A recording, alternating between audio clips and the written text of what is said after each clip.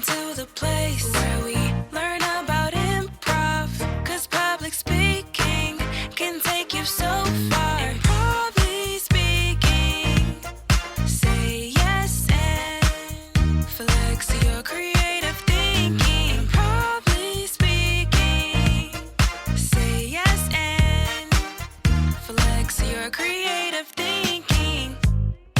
Welcome, everyone, to the Improvly Speaking podcast. So excited that you're joining us today. For those who have been listening, welcome back. Happy to have you. And for those who are joining for the first time, thanks so much for joining and checking us out.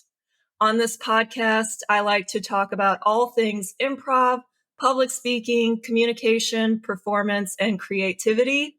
And the cool thing that I'm finding out in this journey is that a lot of the guests I have on certainly focus on one of the areas. I think when I book them or ask them to be on, I'm like, oh, we could focus on improv, we could focus on public speaking.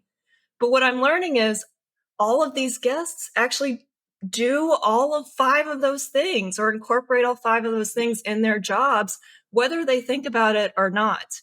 And our guest today is no exception to that. Although probably public speaking isn't forefront, he absolutely does public speaking and communication. And I am so excited to talk with him. You are in for a real treat today. So let's jump into it. Let's dive in. Our guest today is Nick Armstrong. Nick is an actor, improviser, director, and writer. On TV, Nick has been on the Emmy award-winning shows The Office and Grey's Anatomy. He has also made appearances on Jimmy Kimmel Live, New Girl, Brooklyn Nine-Nine, one of my faves, Stand Against Evil, Young Sheldon, and Parks and Recreation, my ultimate fave. Yay! While in Los Angeles, Nick trained at the world-famous Groundlings Theater, where he was a member of the prestigious Sunday Company.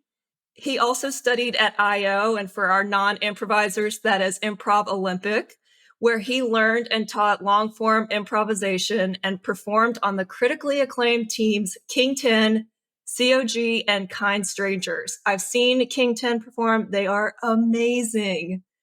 Nick has taught workshops all over the world and has performed and headlined in over 60 festivals throughout the world. 60 and counting, actually, I think, at this point. I think that might be a little older info.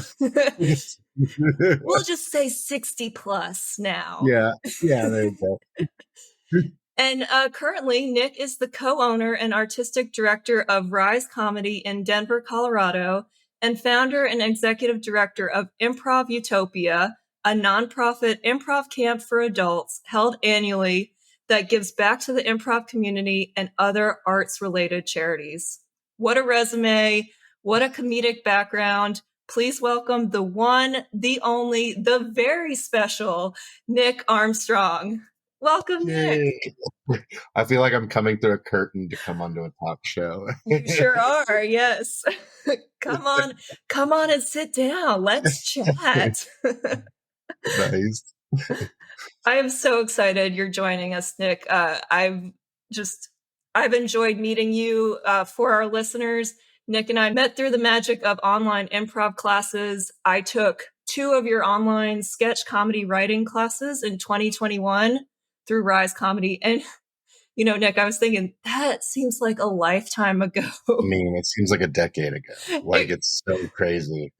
Yeah, it really does feel like another world ago that we're doing those classes. But, I was like, how did I find your classes?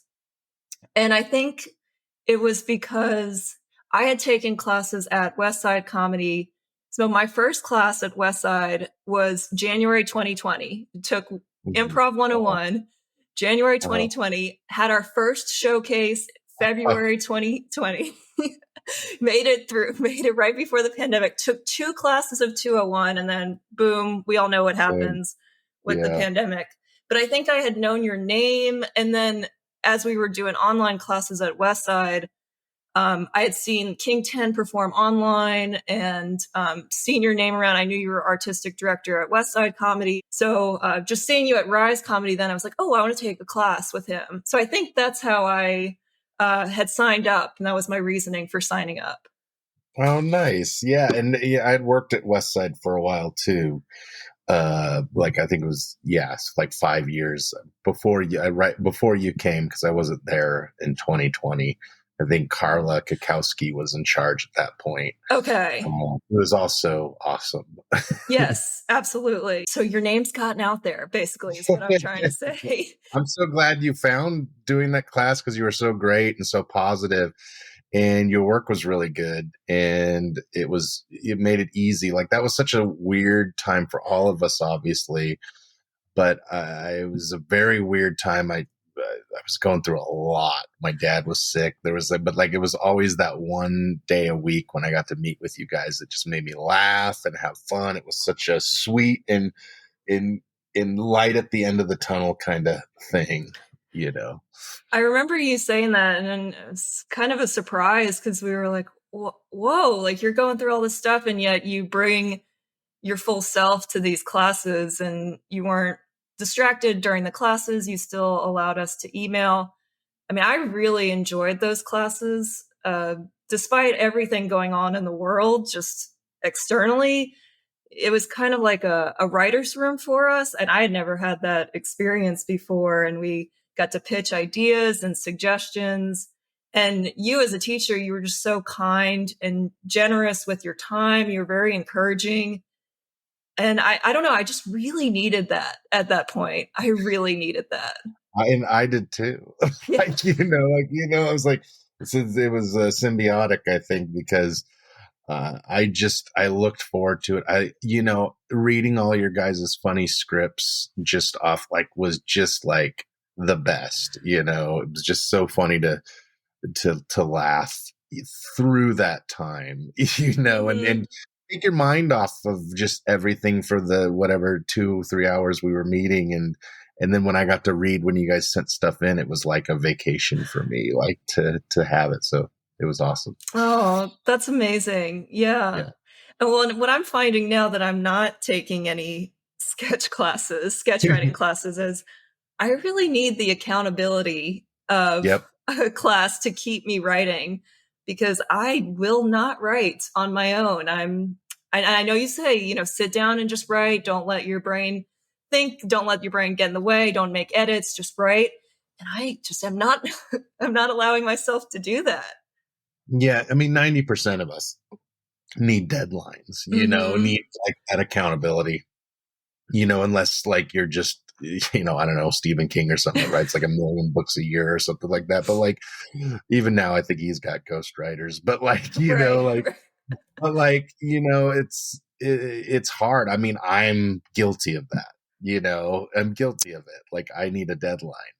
So it is hard to just go like, oh, I'm going to take the 2 hours I have to write a sketch, something like that. So yeah, I even have one right now that I just have to make a quick edit on, and it's just, and I've tried all the things like getting an accountability partner, but it'll come, it'll happen. I'm putting a lot of pressure on myself too. Yeah, and it sounds like, accountability partners, things like that, that's great. Like if you have my wife has a writers group she's been with for like 3 years. Oh, She yeah. wouldn't have written this cartoon that's being considered if it wasn't for that group. And like, yeah, but like this, like groups like that, they hold themselves accountable. I think it's awesome. I mean, it's just great. Yeah. Well, and that's a lot cheaper than paying for a class, but Yeah, 100%. They're all just people free, and they're all in the industry, and they all just hold each other accountable. They read each other's stuff. They give feedback, so it's really fun. yeah. Highly recommended. Everybody get a writers group to hold you accountable. Yeah, absolutely. And then don't keep canceling or rescheduling with that accountability partner. No, That's what I'm you doing. can't. That kind of goes against the laws of physics, Right. for groups. Well, I wanted to ask you, what do you like teaching more? Sketch, comedy writing, or sketch, or improv? Recently it's been sketch because that's what I've been doing more. And I'm, creating a sketch program in Denver that we have house teams now and stuff like that. So I've been working on that the last year.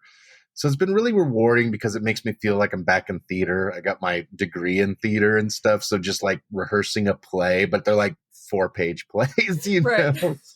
And just, I love that work because I've been doing improv for over 20 years and I've taught improv for a long time. And I'm not burned out or anything, but I like the new challenge in my head to like look at things, which also informs my improv coaching, I think, a lot, to make something look more polished in improv and things like that. So it does remind me, they all kind of feed each other in some way if you let them. And like, yeah, so like I'd say right now sketch, but I was just talking to my partner at Rise, Josh Nichols.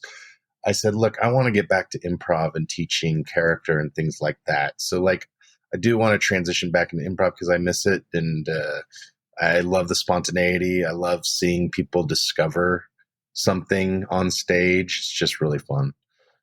That's awesome. Yeah. Yeah. Well, you're great at teaching both. So, I mean, everyone can benefit from taking a class from you, whether it's sketch or improv.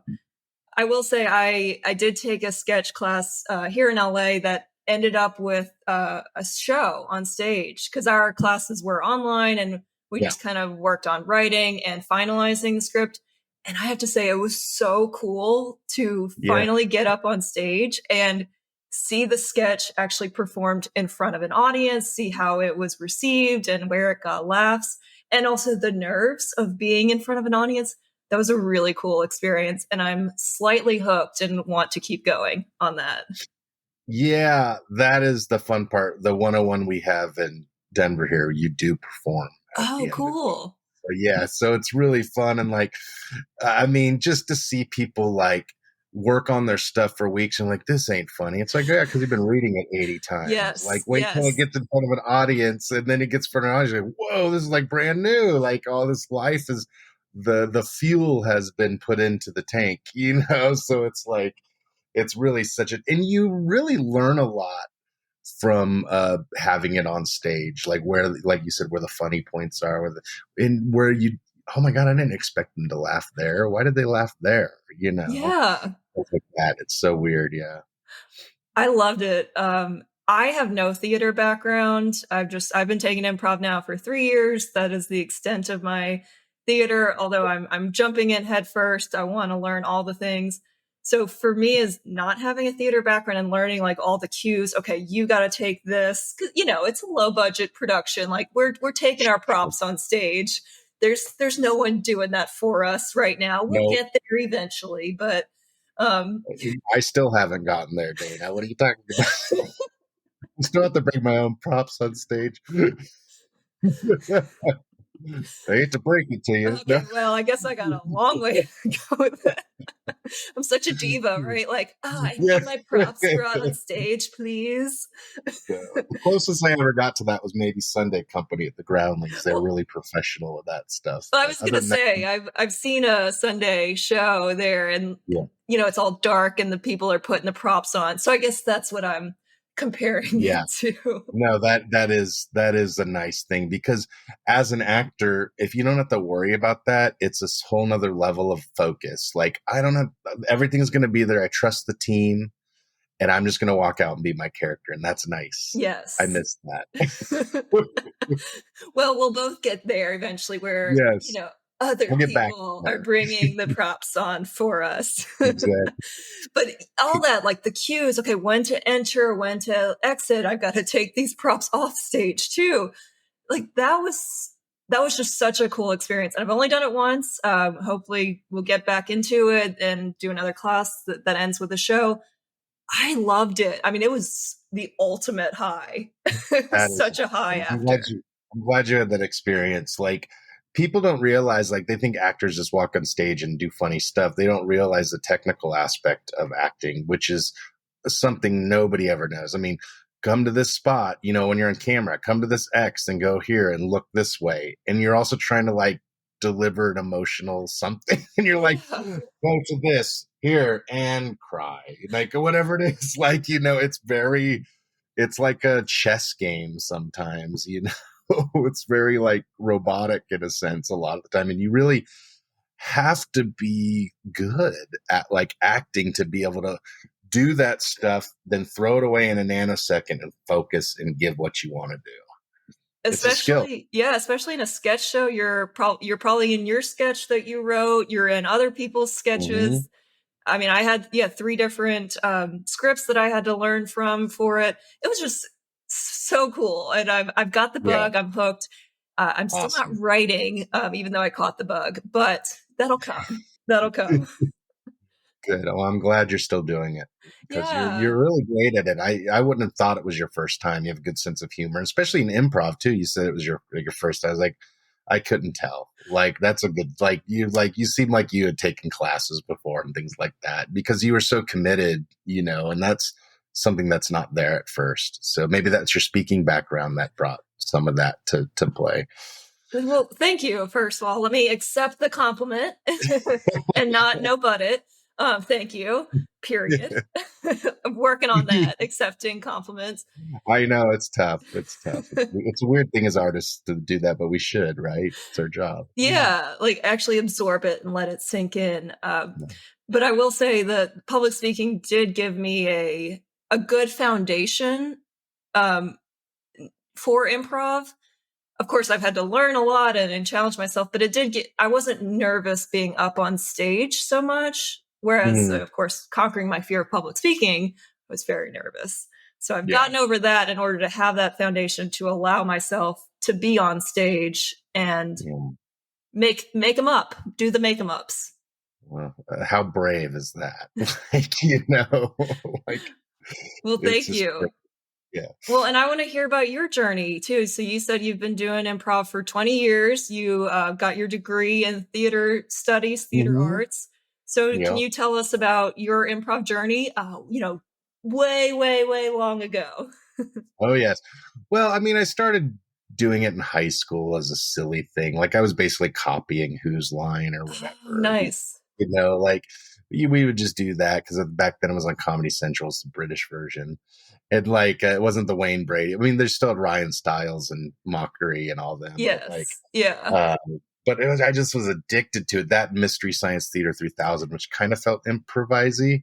So I just loved that style. And then, I did theater in college and made my own sketch shows and did just because there was no real improv in LA besides the Groundlings and they did mostly sketch. And that didn't seem like something right away. So I was in Long Beach. I was going to Long Beach State. And my friend's like, hey, my buddy from Chicago just moved out here. He's doing a show at this place called Improv Olympic, which was then changed to IO West. And so I was like, yeah, I'll go up. We took the hour-long drive to Hollywood. Yes, hour plus, yeah. Yeah. And I watched this show, a youth group, and they were a Herald team, and it changed my life. They were so good. They were so funny. I know a lot of them today, who they are, and I'm like, oh yeah, those are some of the most brilliant. I luckily got that show because some of these guys are the most brilliant performers I still know today. And I was like, I don't know what I just watched, but that's what I want to do for the rest of my life. It's like you talk about epiphany moments. Like I've had a few in my life and they've always led in the right direction. So it's kind of like an improv. You follow your gut, you follow your fear type thing. I was just like, you know what? This is what I want to be in comedy. This feels right. This mixes theater, which I love, and comedy. And I was sold. I signed up for classes the next day, or maybe even that night at the box office. That was before the internet was way popular. Oh, yeah. And so signed up, and that was it. Then I had Craig Kakowski as a mentor, who's one of the best teachers in the world, I would say. And I was so lucky at that point at IO to have some of the best teachers in long form in the world. I had some of the best. And I just got trained, and then I studied with Craig for 2 more years after classes on a JTS Brown team that made me realize what an art form and how far this could reach. So I got a little bit of a different perspective and just kind of went from there. Through IO, I created Improv Utopia with my friends because we used to go on little trips on our own and do things and do the JTS Brown. We were really nerdy about improv, big time. We go let's get a cabin together and we'll do improv up in the woods. And then we would go rent a cabin and, test our limits. Like, can you get drunk and do improv? And we would try it and go, nope, can't do that. Like, Yeah, like, right. and do fun stuff. And we would tell ghost stories, and we were just stupid trying to make each other laugh. And that's where Improv Utopia, in my mind, kind of started to formulate, and just started that kind of out of those kind of things with my friend Jessica and a bunch of people that were on that team at the time. And it just went from there. Like, it was just like a fun getaway. And then you do improv for a long time, and so tell someone, goes like, oh, you seem a little bit organized. Why don't you run a facility? Like, there's no like, there's like, I don't think there's anybody looking for that job. It's just kind of, you like stumble into it like a rock falling down a hill. And then I became the artistic director of West Side for about 5 years, West Side Comedy in Santa Monica. And that was a great learning experience. And I got to see some of my biggest heroes ever in comedy, like Dana Carvey and Adam Sandler, and Neil Brennan was there every Tuesday, and I got to see him develop some shows for Netflix. Was just like a whole nother level of learning for me too. So I feel like I just got to be artistic director, but I just got to learn from everybody's process, even like huge professionals or huge millionaires, I guess I should say. But they were awesome, all down to earth. Everybody was so nice. And then that led to Rise Comedy, where I was on, this is one of those other epiphany moments. I was on a plane going to do a teaching seminar out there maybe 4 or 5 years ago. And in the plane, I was like, I should ask the owner if he wants to sell this place. I really like it. I really love the people in Denver. I've known them since 2012. They come to my camps. They're so awesome. And then he totally was like, yeah. Like, and then I was like, oh shoot. Now what do I do? I was like, oh crap, this is for real. And then I brought Josh aboard, and the rest is history. Yep. Oh my God. And then in the future, 5 years from now, I'll be a cyborg improviser. No. You'll be running camp from a drone in the Yes, yeah, I'll woods. just put a drone over it. I'm watching. Right. Oh my God, what an origin story. Yeah, it's a lot.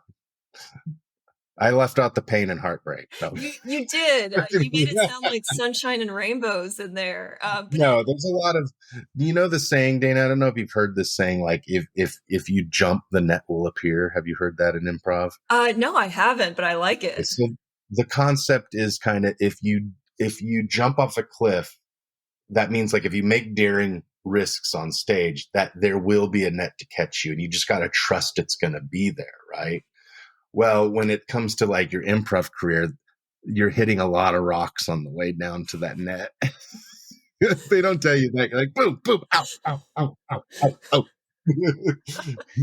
Oh God, it's a thorn bush. Oh no, oh no, oh no. The key is to never stop rolling down the hill, at least until Yes. you hit that net. You gotta just don't stop. You gotta get stuck through in the pain. thorn bush. Yeah. Don't stop at the briar patch. Yeah, get through. You know it's gonna hurt. It's gonna suck for a little bit, but you'll get there. The net will be there. I love that saying. I am going to write that down because, sometimes I've been feeling that. I don't know. I am definitely coming at it from the new improviser perspective, still beginner perspective. And sometimes I get in my head so much, even 3 years in, I'm like, God, I've like been taking all these classes and it doesn't feel like I'm using any of the skills I've learned. How do you coach someone or, coach beginner or even experienced improvisers that are getting in their head too much and not trusting that there's a net below? Well, I think we as a society try something and think we have to be so great at it in order to do it, right? Like, if I want to pick up the guitar, I got to be like, I don't need to be like, Keith Richards or someone. Like, I don't need to be like a great guitar player. I just like the sound of it, and I like doodling around on it. And I think, like, yeah, you want to get better at improv and you want to do that stuff, but don't make that your focus. I'd say make the focus the moment, being there now, because if you think too far ahead or think behind, you're only going to get trapped. And improv is about now. And, if you just follow this philosophies of improv, those will kind of save you in a sense. And like, look, I didn't get comfortable with improv until probably 6 or 7 years in. Okay. Like, like, I mean, like I was doing okay, but I'm nowhere near. And also, I think that's part of just maturing as a person, like you're in it and you grow as a person outside of improv. And then that it just kind of informs your improv because, I'm a much different improviser today than I was 10 years ago. I'm a much different teacher today than I was 10 years ago. And I would hope that you would be, like I don't want to have my old third grade teacher, Mrs. Coolidge, who just like does the same thing every day and like is like if she could have a smoke, she would be in the corner going like, just watch this movie.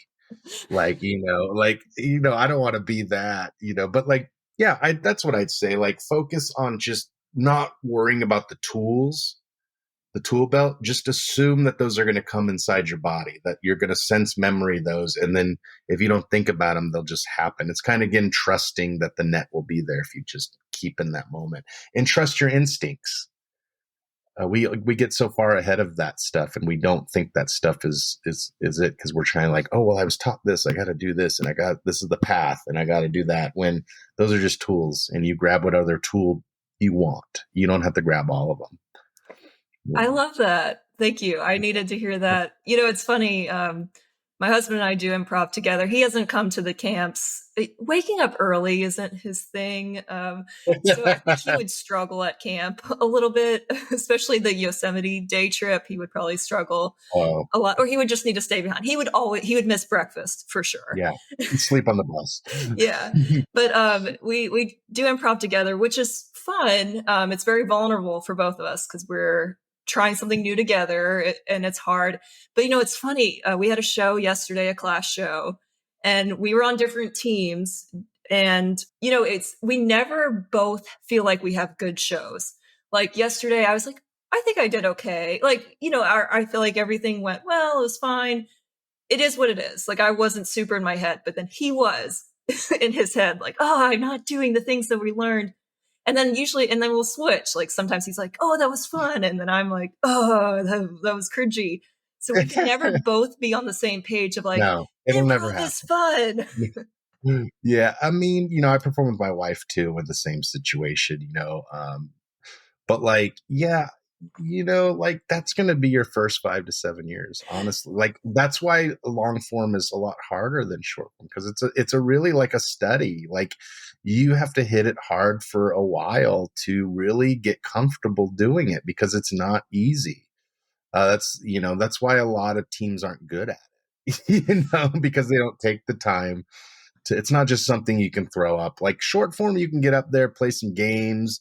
And I love short form. I think it's great for that. And you get all the suggestions you need. But long form, they're like, okay, your suggestion is door. Have fun for a half hour, 45 minutes or whatever. Like, bye. We'll see you at the end of it. Like, it's like the ship just like undocked and you're like, wait, okay, what do we do here on this island? Did you give us supplies? Like, what is right. this, but no, we have to invent the supplies and do all this stuff. But so it is tough. And just be patient with yourself, because I went through all of what you're talking about. I was in my head constantly, especially when you're learning improv. It's impossible not to get in your head because we're asking you to think about stuff and feel stuff and do that. So you'll get it. And like I've seen you perform, especially when we did genre. Like you're definitely doing fine. Thank you again. Thank you. Yes. Period. You're where you're supposed to be. How about to say that? Yeah. You're where you're supposed to be. Thank you. And, I do compare my public speaking experience in Toastmasters and conquering my fear of public speaking.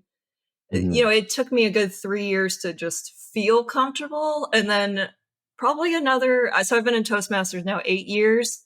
And wow. I'd say after the first year, I kind of conquered the fear, but it took 3 years to feel comfortable.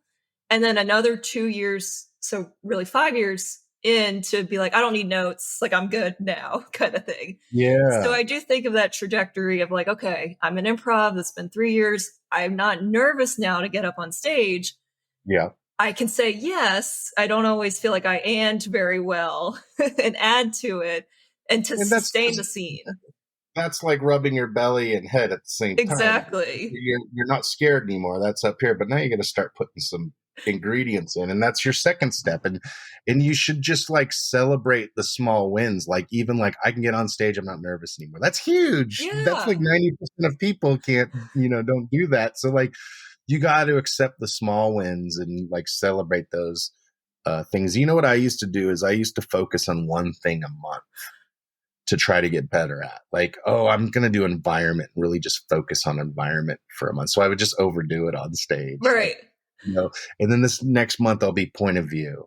And then next month I'll do this. And then I'll circle back if I want to do. So I would just change my focus every month just to try to get better at each thing. I like that. Yeah. Yeah. My space work needs probably 3 to 7 months of focus. So Yeah, mine needs probably a little bit of refocus for sure. After the pandemic, I'm like, oh, lettuce, knives, right. let's get the scene. Like, Sandwich. moving. Yeah, my sandwich is like twice the size. The Scooby Doo sandwich, I'm like shuffling it and putting it in my mouth. Right. Well, and we talked a little bit about long form versus short form, and for like applied improv and helping companies learn the skills of improv, we use short form, and I think that's a really good way to see how the skills of improv can translate to your professional and personal lives. It's hard to make a non-improviser get up and do a 2 to 3 minute scene, right? Here's a suggestion and go. But short form kind of allows everyone to participate in improv, is my philosophy, at least. It's a good gateway drug, I like to call it. I like Like that. it's a good gateway drug because it's people know it more. Yes. They've probably seen Whose Line, they've seen something like it. It's easier to understand for them. Just like stand up is easier. They get it. They go, they're seeing a person on a mic slinging jokes. Like, improv, it's like, oh, it's going to be fun games. People are playing games on stage and they're really funny. And then they get all the parameters. Because if you're in a short form, like I said, you get all the parameters. Who are these two people? And what are they doing? And where are they? It's like, you don't have to invent any. You get all of it and then you go. So it's good training wheels in a sense.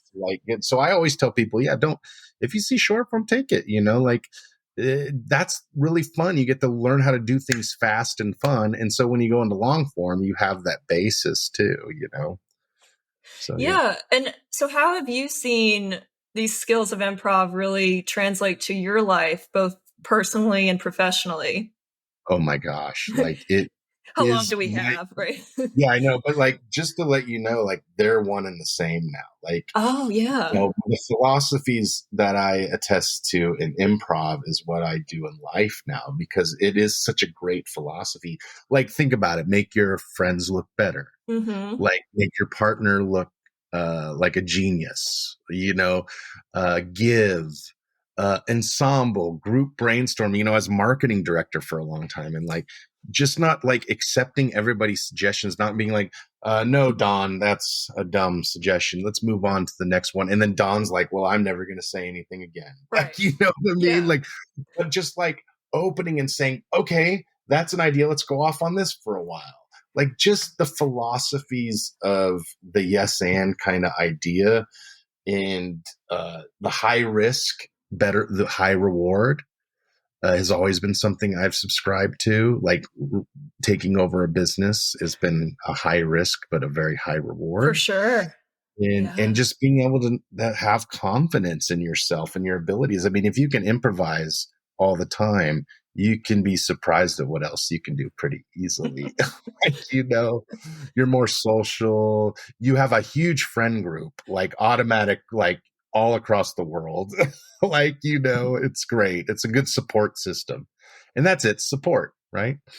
So I love that. And I'll add now that trust that a net will always be there to catch your fall. And that net is both your skills, trusting your skills that you won't fall flat on your face. And also the net is your support group. It's your scene partners. They won't let you fall flat on your face. Yeah, there's a huge trust thing. Like the only way you can get successful is if you trust your partners on stage. Because if you don't, then it's always going to be a roadblock. So you just kind of, even if something goes awry, you're going to trust that you guys are going to figure it out together as a team. And you usually do if you're open to it. If you're not, then things can go off the rails pretty Mm-hmm. fast. But that's younger teams are mostly like that. They're still trying to trust themselves. So they sometimes don't trust others, you know? Yeah, I've been on a team for a few months now, and we've seen moments of trust. It's like, oh, this is what it feels like to be supportive. Like I try to move, and it would have looked really stupid if no one else did it afterwards. But because people followed it with other patterns, it looks like a genius move. And that was a Yeah. really good lesson to me of like, okay, trust that your teammates will be there to support you, so you can try new things. I love the exercise I like to do is and I think Molly Erdman taught me this move. I could be wrong, but she's a great improviser and coach in LA. So if you ever see her, you should. Yeah. But like she taught me this exercise like make an improviser do some bad moves, negate, do that, and see how the ensemble comes together to make that the most brilliant move ever. Like, Oh. like no matter how much they're saying no or how much they're stopping the progress of something, like seeing if we can come in and just like, dude, that's awesome. Yeah, let's deny that together. Or like, join that energy or whatever it is. It's such a great exercise because it really goes, oh, that really turned into a great scene. Like, and it started off like really wonky, you know? Yeah. Oh, I Yeah. love that. That's a great Yeah. one. Well, let's take a quick break for our Okay. listeners and for us. We'll take a quick break, and then I want to jump into Camp Improv Utopia and talk about that more. So Yeah. stay tuned. We'll be right back. Coca-Cola. Drink it up. It's It's drink good it up. stuff. It's fizzy. Wow, you're sponsored by Coke? Yeah. You should go drink some today. This podcast brought to you by listening. Yeah. By listening. The number one thing for you to get ahead in life. Right. Listening. All right, and we're back. Thanks everyone for sticking around, joining us for round two of this fascinating improv discussion. And I'm excited to ask you, Nick, about Camp Improv Utopia. So you told us a little bit about how it got started. You all went to the Mhm. woods and would just nerd out on improv. So now you're just inviting 80 to 90 other improv nerds to join you now.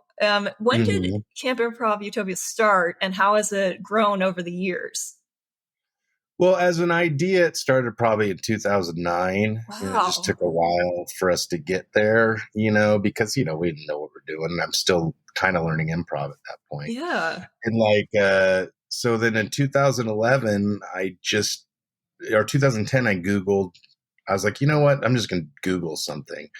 And this Google thing is great. And so I was like, well, there it is, rent a summer camp. And the first one that came up was Camp Ocean Pines in Cambria. And I was like, you know what? That's 3.5 hours away. Hey, Jessica. Hey, John. Let's go on a road trip. Okay, get in the car, go up. We see the most amazing view I've probably ever seen in my life. It's this on a bluff of the Pacific Ocean. And I'm just like, it was just the sign of like, we have to do like just back then, like I was just like, we have to do this. Like we're going to do this. We'll make it work. And we made it work. And then we had our first camp sold out in 2011 and it's sold out ever since. And we had West for the first 3 years by itself. And then I felt we could open a lot of people on the East Coast were like, oh, that's hard to travel out there and do that. I want to come. But I was like, well, we'll bring it to you. And so we found a camp out in the East. And then I wanted to do something different that wasn't the same kind of camps because our East and West camps are kind of same curriculum wise. And I really love forms. And I know a lot of the people that invented some of these forms. And I was like, well, I could bring these people in to teach them forms. So it carries on that tradition and they can use it and learn what an art form it actually is, like I had learned. And so we did Yosemite. And then we did Ireland, which was like, let's go see what other people in the world are doing in comedy and stuff. And that was intriguing. So it just kept going. And then obviously Ireland dropped off after the pandemic, and we're doing Spain coming up.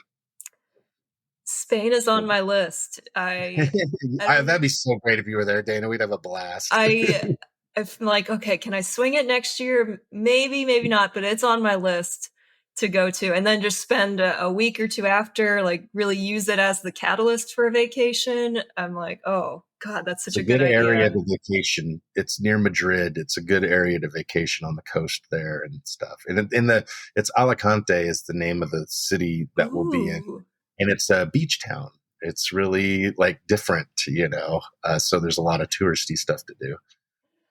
How do you see it growing even more? I mean, are you happy with it where the way it is? Would you open more camps? I mean, how do you want to grow this?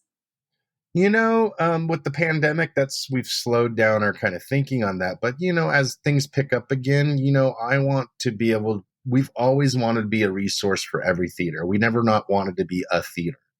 We wanted to be the central nugget of every theater at Improv, so they could all come to a place. We could all discuss from Baltimore, from Sacramento, from, San Austin, Diego. Texas. San Diego, There's a yeah, lot San of San Diego. Diego A lot people of San at Diego folks, Yosemite. a lot of Baltimore folks on the East too, like in Oh. North Carolina. And like, we get to all go like, this is what's happening in my community. This is what's happening in my community. And we work together, even though we're different theaters trying to make our own living, but we realize that we're only better together. We're not better competing with each other. And that's been a really big philosophy of ours. So like, I see it growing as wherever we can be a resource, we will go.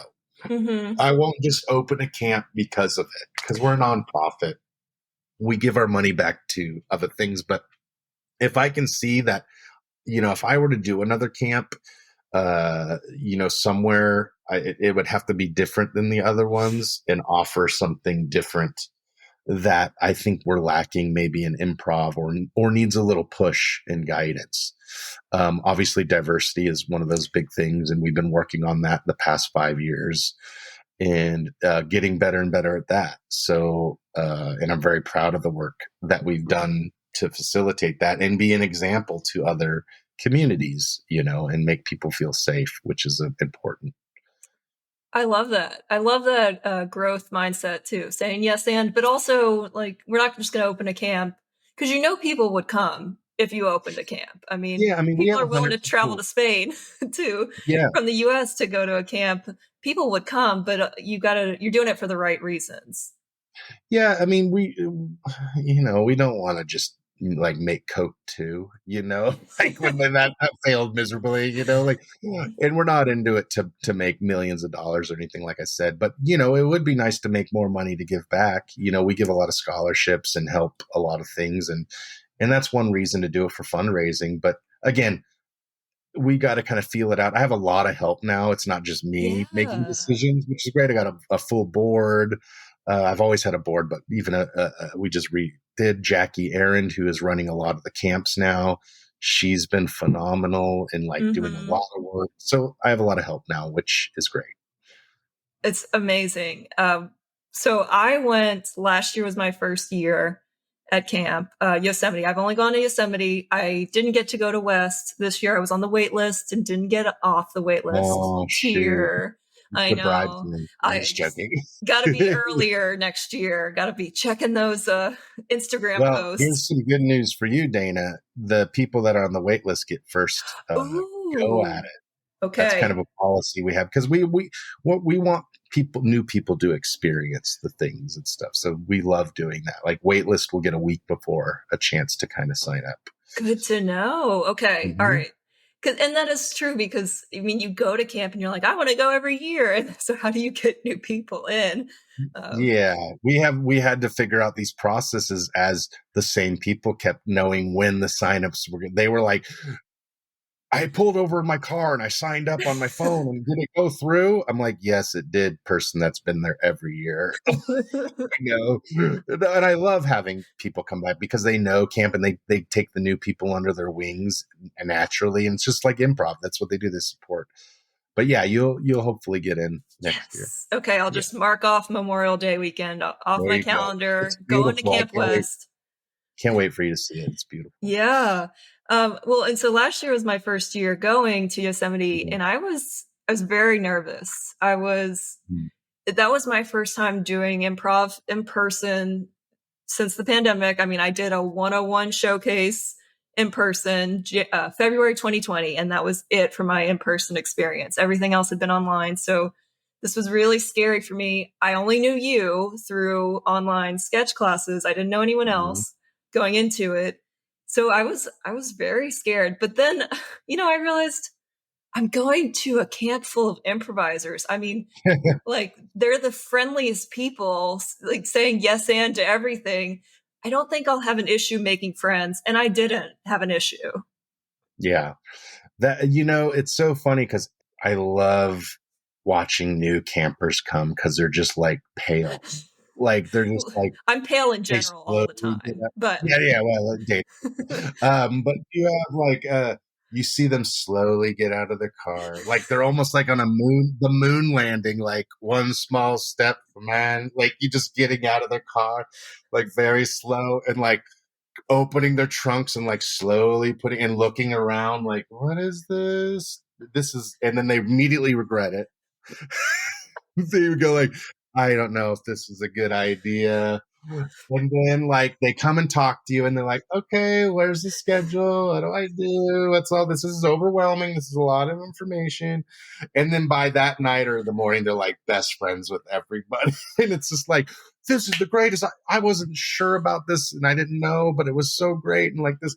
And I'm like, that is like I hear that story so much. It's crazy to watch that journey and just it still excites me to see that journey, except I know what the end result will be now. Like, at first they're doing it when I was first trying. I was like, oh my God, they hate this. They're scared as crap on this stuff. I'm dying. Like, was that kind of your experience, Dana? I Yes, mean, with spot that on. much I'm kind I'm dying laughing because that's just like the slow car trunk open. Like, oh no, yeah, what have I gotten myself into? yeah. Oh man, those people are all talking. They know each other. I probably won't get into that group. Yeah, No, it's just like human behavior in general. It's fun to like the watch. first dinner was a little awkward and like, okay, I don't know Yeah, anyone. Who do I sit with? I feel like the new kid at like lunch. Do I go sit in the bathroom and eat? Like, what do I do? And then you go to your class, like your first 3 hour class with your yeah, group. And then you're like, okay, I have friends now. Oh, I've met some people. yeah. You have my group. I have my people. Yeah. Yeah, you're right. That Yosemite's a little different that way because of that stuff. It's run a little because like in our West camp, you get there. There's a teacher show that night. Mm. So you're just laughing with people and getting to know people, and then you have cabins. So you go with your cabin counselor, which is like a vet camper who like gets you to know each other, your cabin and stuff like that. So it becomes really cool. So there's different styles to it, which is keeps us on our toes. Yeah. Well, and I'm just comparing the 2 years that I've been so far. And, I've gotten different takeaways out of each year, which I love too. So my first year going, I took your genre class, which is we focus on the Tennessee Williams genre and improvise kind of Hmm. a play of sorts, doing Hmm. Tennessee Williams characters and archetypes and stuff.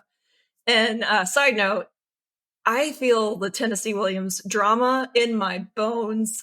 Being from New Orleans and the South, I'm like, oh, Yeah. this is so me. I feel this. Your roots are deep. No, that was such a fun group last year. Like, just so, like, coming out of the pandemic, our first one back, it was like, it couldn't have asked for a better group with you guys. It was so fun. And you guys really bonded a lot, I feel like, and it was Well, and fun. it was Yeah. what I noticed out of that because the genre is a smaller group. So it's 10 people. The other groups Yes. have 20. What Hmm. I noticed, I felt a little more. One, this is my first time doing improv in person in a while, ever really. I felt a lot of pressure because there is only 10 of us. So there is a lot more support that has to happen versus the class of 20 this year that I was in. But also I feel like we we were just learning, right? It's 12 hours of improv instruction, real quick over the weekend, jump head first into it. And I just feel like our rehearsals and practices, they were always like, oh, we could do this a little bit better. Oh, let's consider this. But then when we got to the show, it was like magic. Like it all came together so beautifully. Yeah, and that's pretty typical. Like it's typical to do, the last day we're tired, we're exhausted, our rehearsals aren't going that great. We're kind of like, because you're battling a lot. Yes. You're battling camp, which is exhausting. You're battling, it's the last day. You've maybe stayed out a little late the night before. I did. They're battling a lot of elements.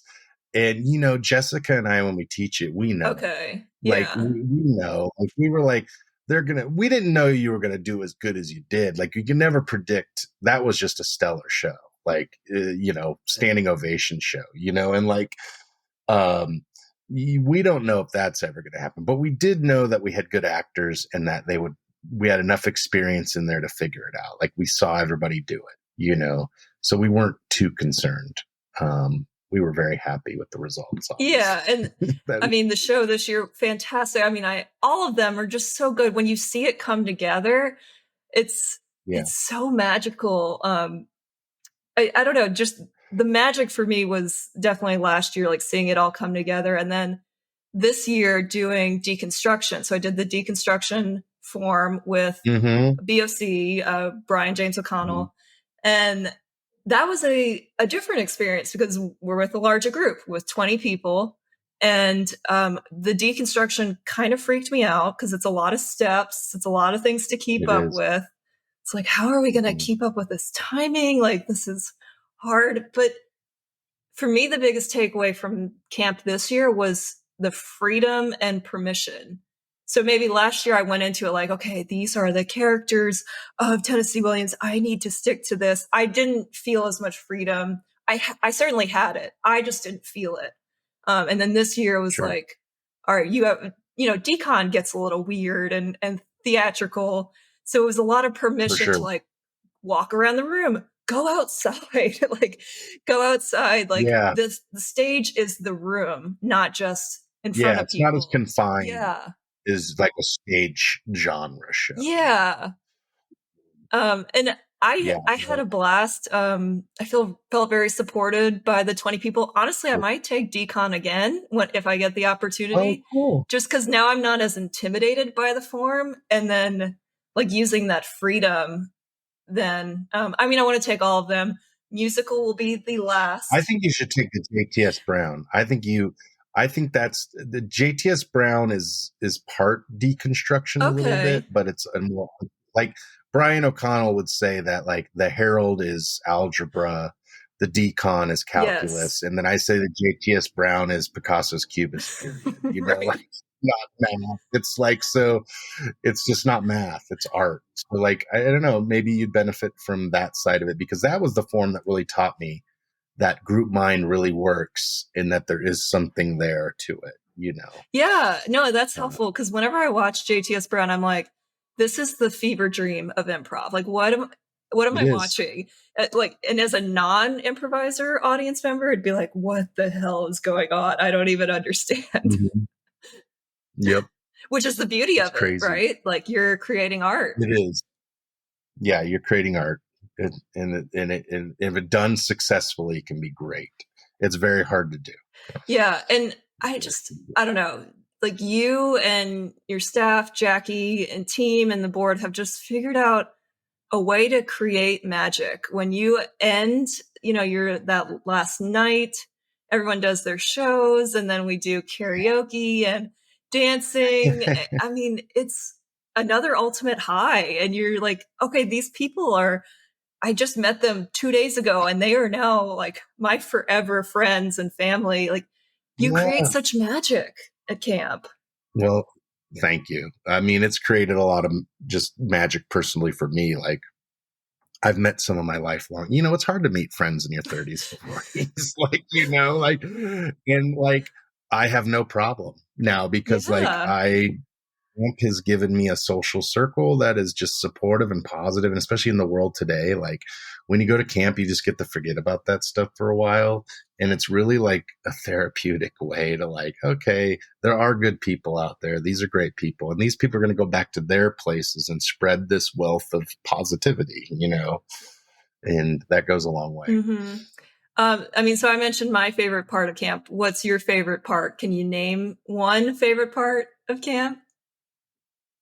Wow. Yeah, I get this question a lot. Like, I think it's honestly the people. Mm-hmm. Like, that I didn't know what to expect when we started this. I just thought it was going to be what we did at our retreats when it was just the 6 or 7 of us on a team, and then, I love to watch it be built by improvisers. Like, they have built it over the years into what they want it to be. And we just kind of let it go, and I think that's been the philosophy, like, let it organically go.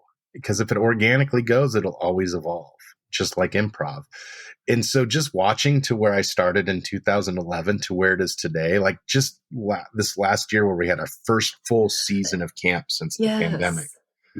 And it's changed so much just in those 2 years. It's even going to change more next year, and it's just been awe-inspiring to like, know it's more than just me. Like, like I could walk away tomorrow and do something and this is still going to go and this is still going to be. And that is something I'm very proud of.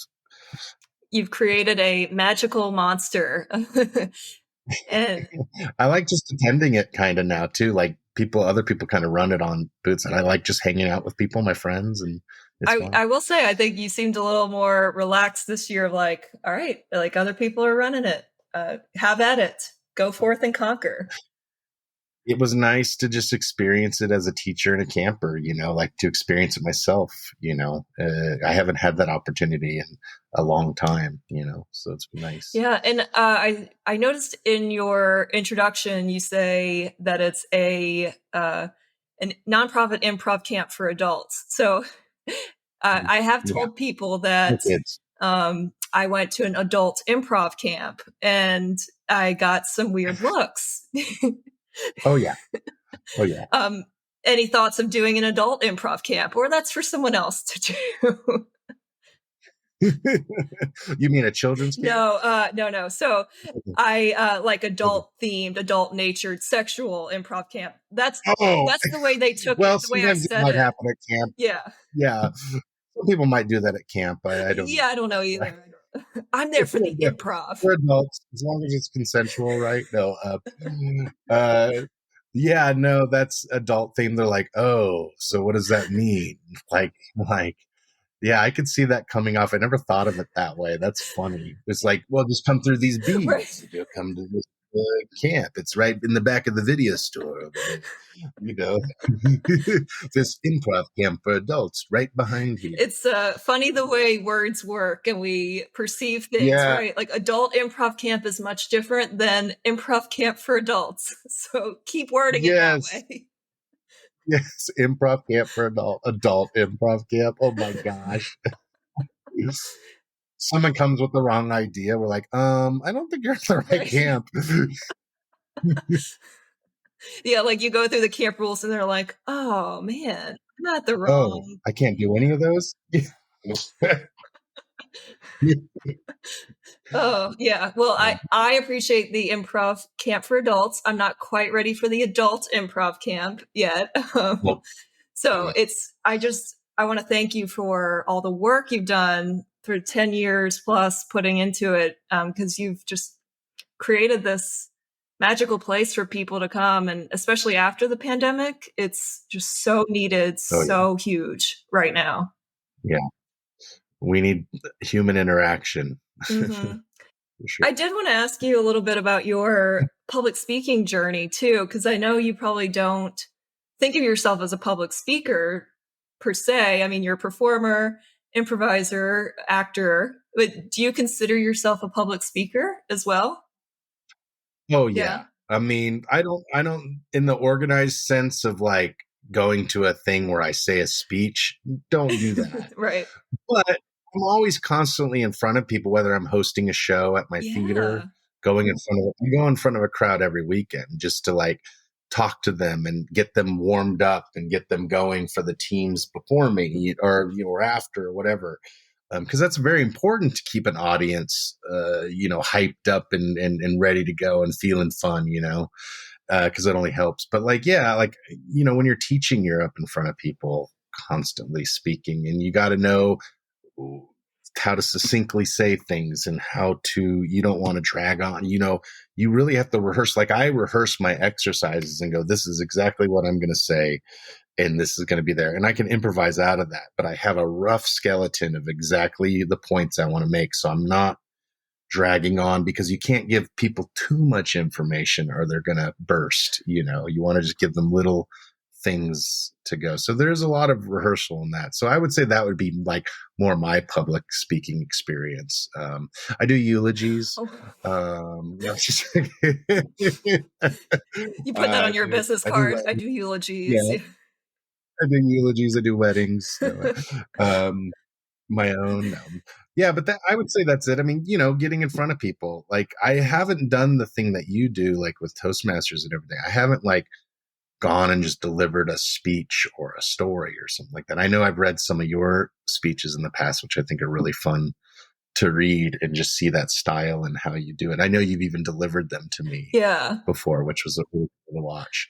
But yeah, that's my speaker experience, I'd say. Were you ever nervous? So you have this theater background, you've done theater in high school. Were you ever nervous to get up on stage, or were you just always called to it?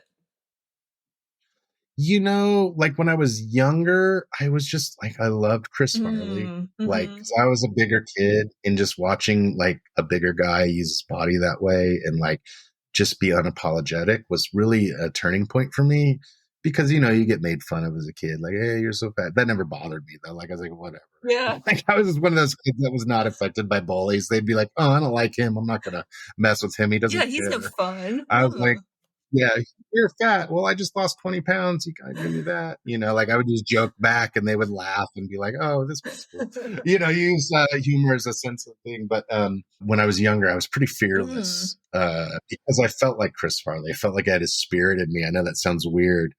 And just like he was all like confidence. And I just would study him every week. I'd be on the phone with my friends. We'd all watch it together. It was before Zoom, obviously. So like, or we'd come together to my house and watch it together. It was just like a thing you did. And then as I got older and it got more competitive and there was acting, like, and then it became your career, then I started to get a little bit more nervous sometimes, and it affected my work a little bit, and I had to find a way to get myself back. And it goes up and down now, really. Like now I don't get nervous because there's not a lot I'm running a theater. I'm performing for fun. Like I'm act and do that now. I have a career. So like, I don't get too nervous about it, but there's definitely like roles and things that I'll have to do that make me nervous for sure.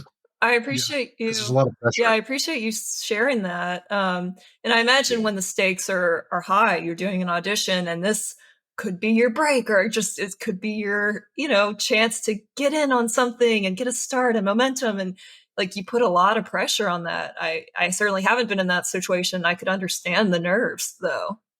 It's pretty high. Like Groundlings is very high pressure. Like there's a lot of it there, and you need to actually be under that pressure because that's real life in the industry. Like, you get a taste of it and you have to be like, hey, you want to be on Saturday Night Live? Well, it's harder than this. Oh, well, this is the hardest thing I've ever done in my life. And I'm really nervous. Like, oh, there's something harder. Like, it's just, it gets you prepared. I mean, I did Sunday Company with Heidi Gardner and she's on SNL. Yeah. And like just seeing her, I can only imagine the nerves she's going through. Maybe not so much now because she's, I think, 6 seasons in, but like, I just, at the beginning, I can remember like texting, like, how is it? Oh my gosh. Oh my God, this is so crazy. Like, all that stuff. I imagine it's a whirlwind of chaos, both good and bad and everything in between. Yeah. But yeah, even the Groundlings, I mean, they put on a new show every week, right? So, and you don't reuse material. Saturday Night Live. Yeah, it's you don't reuse. You sometimes reuse material, but most of the time you're doing like 18 to 20 new sketches week. That's intense. And you have a team of 6 to 12 people sometimes, just depending on I had like 7, I think, in mine when I was in there. But like, yeah, it's, you're memorizing on Saturday because your sketches are just getting done. You don't have producers to get your wigs, stuff like that. So you're Oh, pulling, yeah. stuff. Yeah, you have to produce everything yourself. And You then, don't have to bring your then you're props getting on on. stage, but you have to bring your props to the studio. Right. Mhm. And then you get one chance to go through it on Sunday, and you have to be polished at 7 o'clock on that night. You have to be ready to go. You turn into a machine. Like, it becomes so fast after the first, like, 2 months of the Sunday company were rough, Mhm. just really hard because no one's stopping. You have to get on that train. Uh-huh. Like, if you don't get on that train, it's going to Tulsa without you. Like, it's just like you're going to be left behind wherever you are. It's like the cruise ship is leaving the port and you've been, out sipping tequila too long. Like, but yeah, it's crazy. Yeah, that's so intense. Like, you watch and you're like, that looks so much fun, like, they're having a blast up there, and you know the hard work that's behind it, but you don't. Like, the surface level hard work, and there's so much that goes into it. The crazy thing about the groundlings is, like, you might have had just a awesome sketch. People were rolling and laughing. When those lights go out, you're not even listening in the applause. You're running, you're throwing a wig off, you're getting a new shirt on, getting a thing, and you don't get to realize and then you're just writing the next show. You don't have time to even celebrate your win. Right. You're just like, okay, next week we got to get some more sketches. Like, you're just moving. Yeah. That's intense. It's very intense. It's exciting and probably the best training in the world, honestly, in comedy, like, is the Sunday company and that stuff, for sure. Yeah.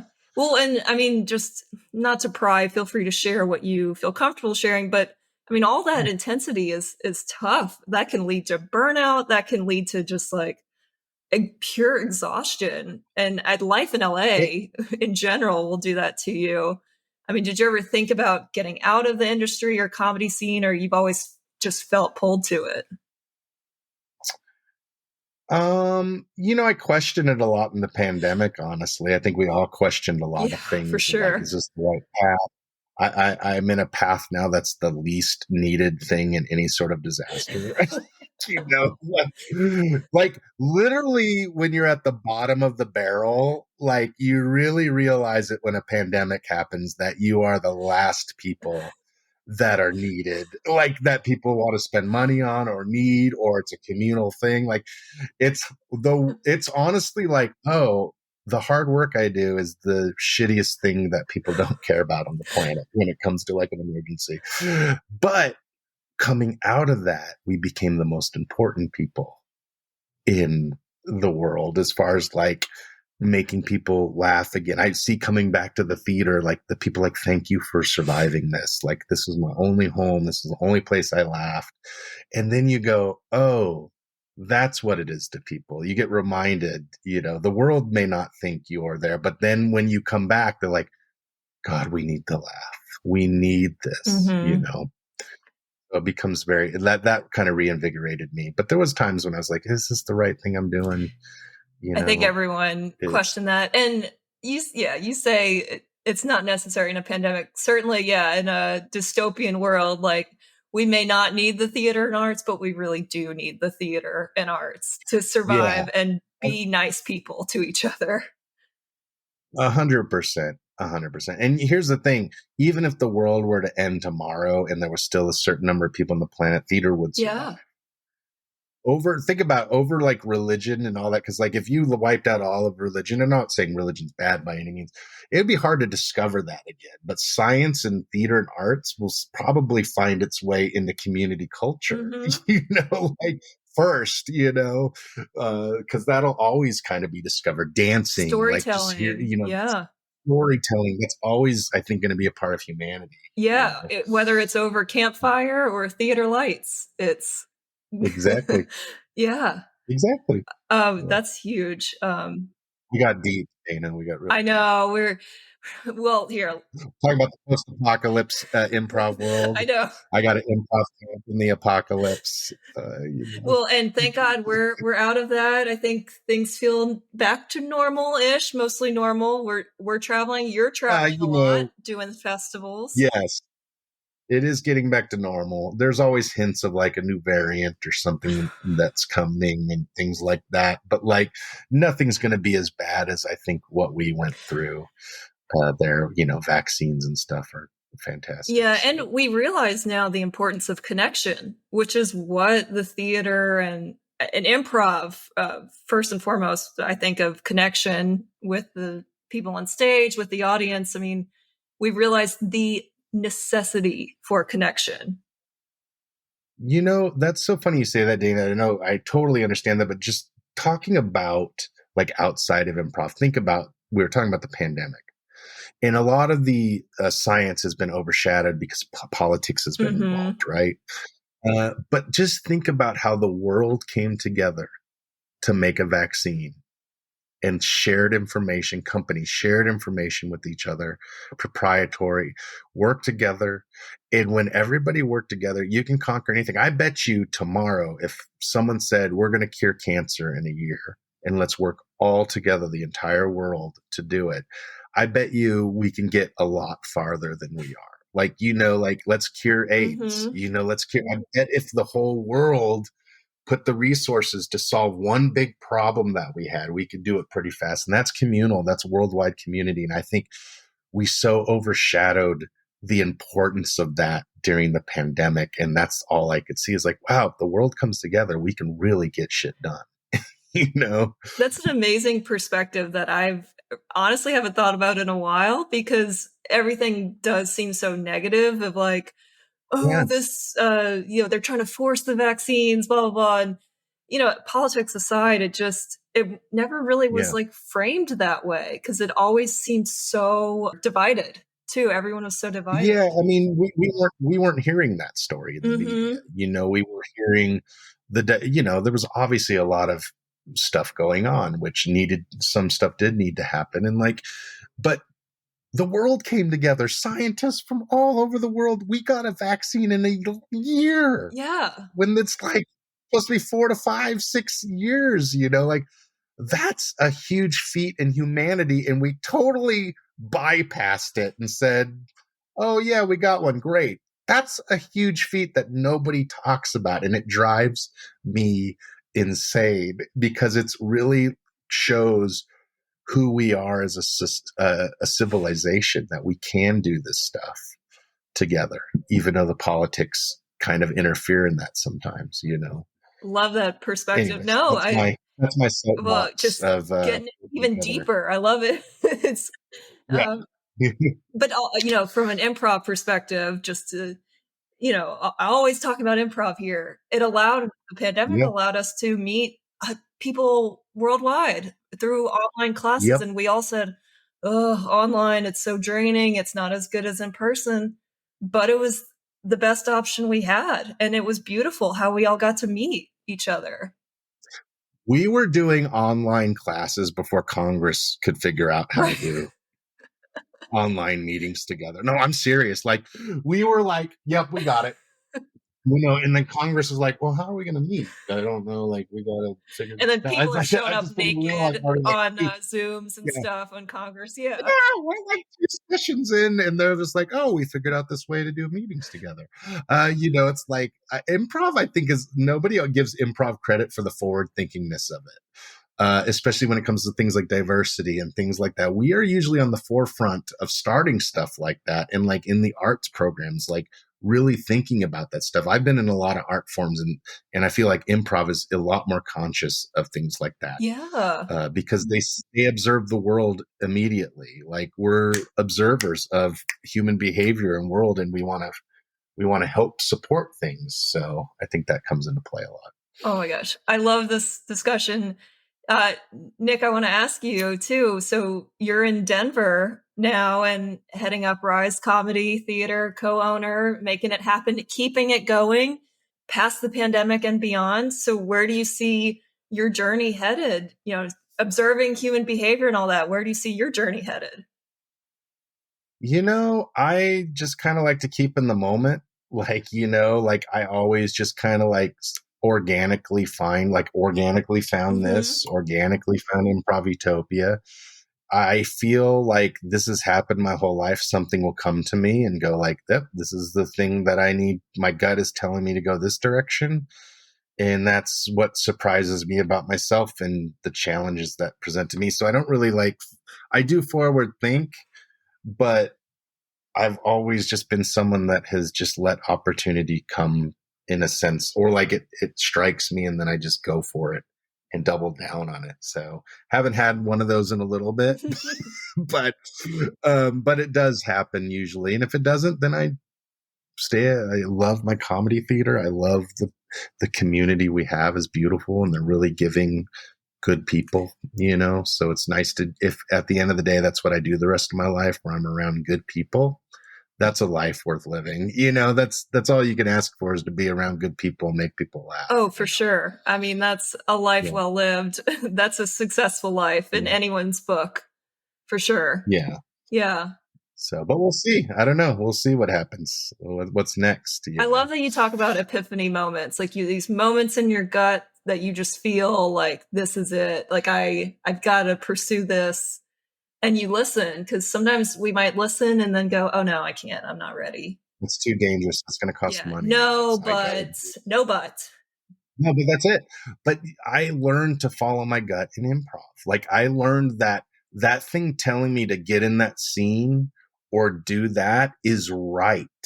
Like it's telling, your body has survival instincts, has things that we can't understand, that is telling you to do something or to do that. And like when I was on the plane thinking about taking over Rise, like it just came to me, like I never wanted to run a theater like that or own one. I knew the hard work it would probably be, and it's triple what I thought it would be. But like, right. but like it was the right decision to make. High risk, high reward, and the high reward became in the community of people, not the money, not the shows. It became the good people that we get to help. It's their clubhouse. Mm-hmm. I had that coming up through IO and the Groundlings. I had a great clubhouse, and now I feel like I get to give back a little bit to give someone else their clubhouse. And it's my clubhouse too, but just in a different way. Oh, that's huge. Thank you for all that you're doing for the community, both in Denver and through camps and such. I mean, you are making a huge difference. Yeah, improv has definitely saved me from a lot of stuff and made me a better human, honestly. I think there's more fun that I've had off stage in improv with friends and people than I've had on stage, because you're only on stage for 30 minutes a night. You're with your friends for hours, and the people that you make connections to. That's the real fun of improv. I forgot to mention a special moment at camp this year. Your mom was there. Was that her first camp, or she's been before? Her and my dad came years ago for the day just to look around West, but they didn't stay the weekend. They were doing their own thing. But this year, my dad passed away a couple years ago, and I've been really keeping my mom close to me and making sure she's living the fullest life she could live. And she's living in Sacramento. She's only 3 hours away. My brother now lives with her and is helping her out. So I was like, you guys come up. Stay the weekend, see what I do, like see what I always talk about and so they came and they were just blown away. I mean, my mom loved it. My brother was just happy he was getting fed all the time. Like he was just like, wow, this is like free. We can just grab a whole plate. I mean, you should have seen his plates. I thought he was going to like take some home. I was like, whoa, boy, like Jesus. But my mom is just like, I'm so close to my mom. Especially because we went through a lot together during the pandemic, and it's my job to kind of take care of her now. And so she's like, I want to come every year. I love that. Well, I was sitting ahead of you all on the bus, the Yosemite, to our day trip to Yosemite, and she was just talking, like she was having a blast. And it's all good. On the bus, I'm like, do not throw up, take all your Dramamine, take your ginger chews. I cannot talk to anyone. And your mom is like unfazed. Like she's just like, oh, look at that. Look at that. That's cool. I mean, She's almost 70 years old, and she went on that giant swing. Yeah. Like, I'm sitting there going like, oh my God, I hope I'm almost 70 doing shit like that. I'm almost gonna want to do that at 44. Right. Like, I got a little sick on that swing. I was like, after a while, I'm like, okay, my stomach's queasy. Yeah. Like, my mom's like, I'm glad I did this. Like, she's just screaming the entire time. I did it too, and my anxiety certainly kicked in. I was like, "Do not twist." Like, certainly physics, like physics will make you just go straight through, so you don't hit the poles. But I'm like, if someone's gonna smack against the pole and like twist themselves up, it's gonna be me. Like, I'm gonna do it, and so my anxiety was certainly kicking in, doing the big swing. No, it's definitely a challenge. I was with you on that. Yeah. That's what scares me because I constantly think I'm gonna die. So, I'm like, I'm gonna be that guy that it snaps and falls, and I'm gonna be in the newspaper like famous stand-up comedian dies. They don't even get that right. They just think I'm a stand-up. You know, famous stand-up comedian dead. No, it's improviser. I'm an improviser. I'm not a stand-up. Get it right. Oh my God. But it was so special to have your family there. And I just appreciate you sharing that with them. I'm sure it meant a lot for them to be there too. Yeah. It meant a lot to me to have my family there. And I'm lucky I get that opportunity Yeah. to do that.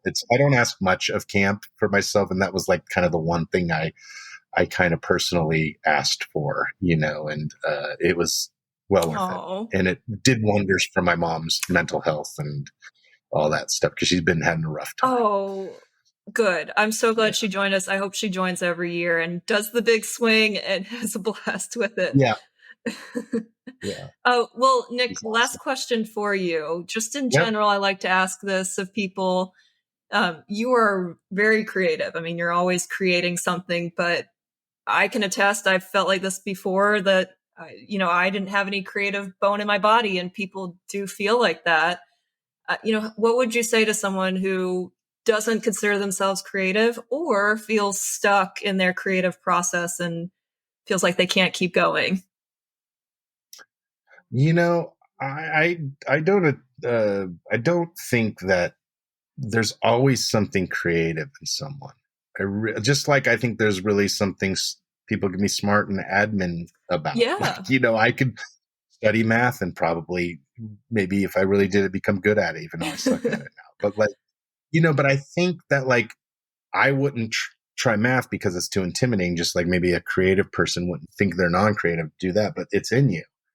It really is. And it's a matter of trust. Like, and you just like, for someone that doesn't think they do, just take a class. If you don't like it, walk away. Or if you don't like, but you might, you might like it. Or you might go like, oh my God, I can't believe I said that or did that. Or like that is, and you get that, especially in improv, I feel it does allude to that a little bit instead of painting, which is very solitary or something like that, but like, that could lead to that. And then for people that are stuck, I think you have to jar yourself out of stagnating into something. Like if you're still learning and growing from something, keep doing it, but like try other things too. Like, I picked up a guitar and started teaching myself how to play, Nice. and I'm not good at it.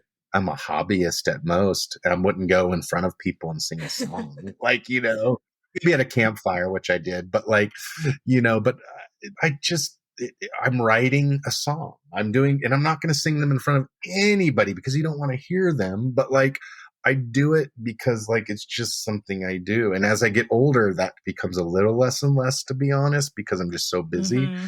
But, I think it's very important to just try stuff. And even if it's just a hobby, don't think you have to be, if you're going to try improv, you have to be on Saturday Night Live.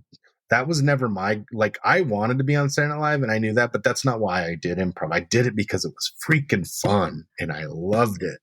And then the rewards came, right? High risk, high reward, right? So like, you never know what it'll lead to. Love that. Opportunities lead to opportunities, things lead to things. They all connect somehow. I love that. And something could be a hobby for years. And then you're like, oh, I don't know. I want to keep pursuing this farther and see what happens. So Yeah. whether it's a hobby or more creative endeavor. It doesn't matter. Just having that creative outlet, I think, Well, is so important for me. And I know it's a well, privilege to say, do something creative, right? Because they're expensive, it involves time. But in whatever capacity yeah. you can do within your budget, within your time frame, please find a creative outlet. But creative stuff, there's tons of free stuff to do Yeah. too. You don't have to spend a lot of money. Drop-ins are $10. Things like little free jams, things to go watch and observe, go see shows, be inspired by creativity.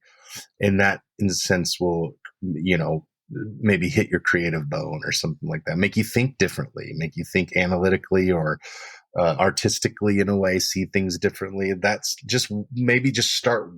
Like if I'm like dead in my head, I'll go see a play or I'll go see a concert or I'll go see like some profession, just go like, oh my God, that is just amazing. Like that's so inspiring. It gets me going again. I'll see something, you know, outside of my jurisdiction, if you will. Yes, I love that. I am definitely an admirer of musical theater and plays, just because that's so nothing I could ever do in my realm. I'll stay to the like comedic improv stage, and just seeing people Mhm.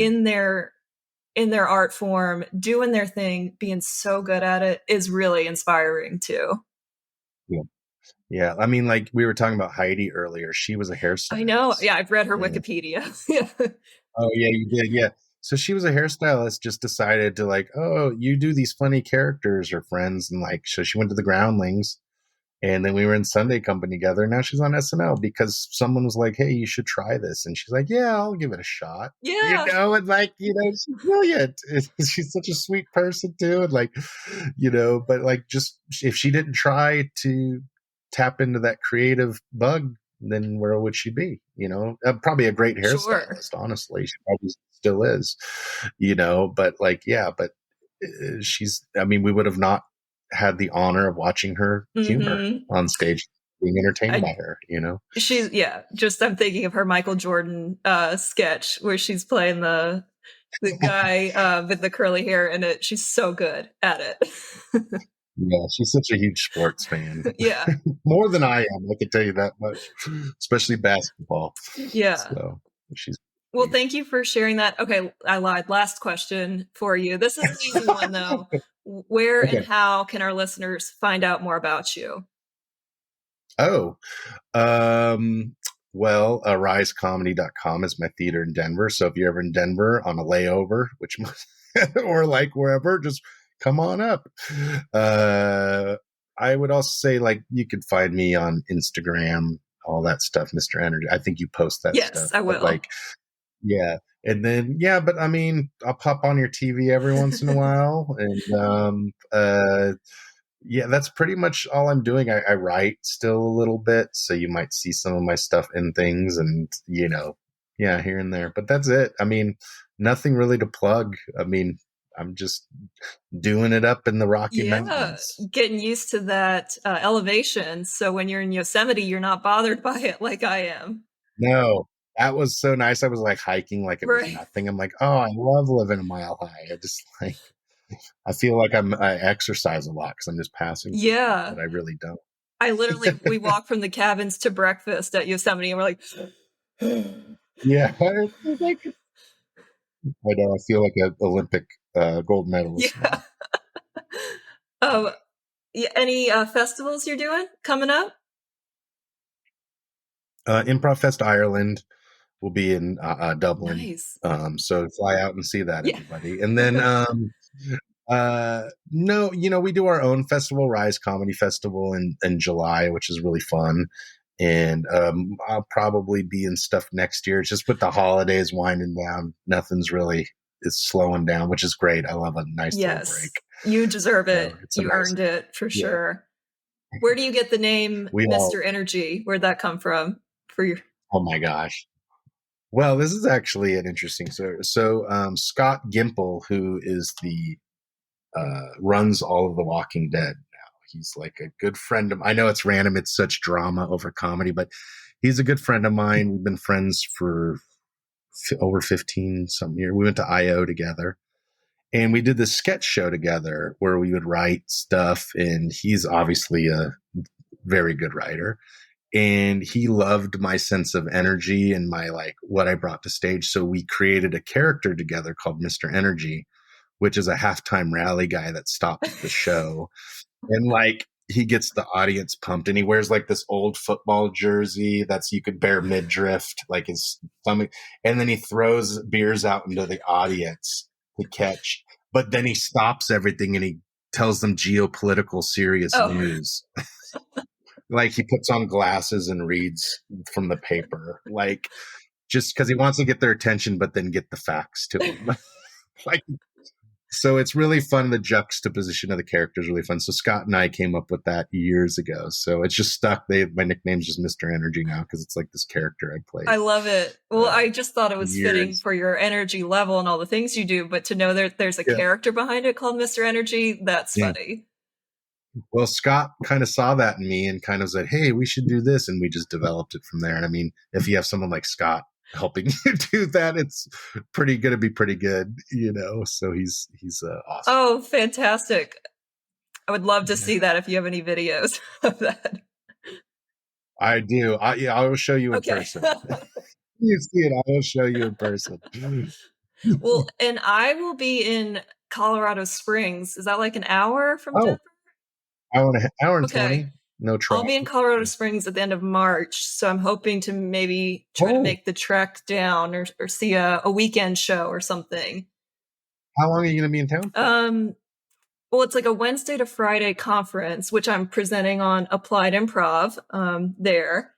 And then maybe spend the weekend or something in Denver, I was thinking. So I'll let you know. Well, if is it just you coming? Just your husband me, coming, I think, for now. Oh, well, you can stay with us if you want to. Like, please, like we just got this house. We got extra rooms because we know improvisers will come to town. So if you need obviously if you get a hotel, you want that's totally fine. But if you want us to crash with us, totally fine. That's so sweet.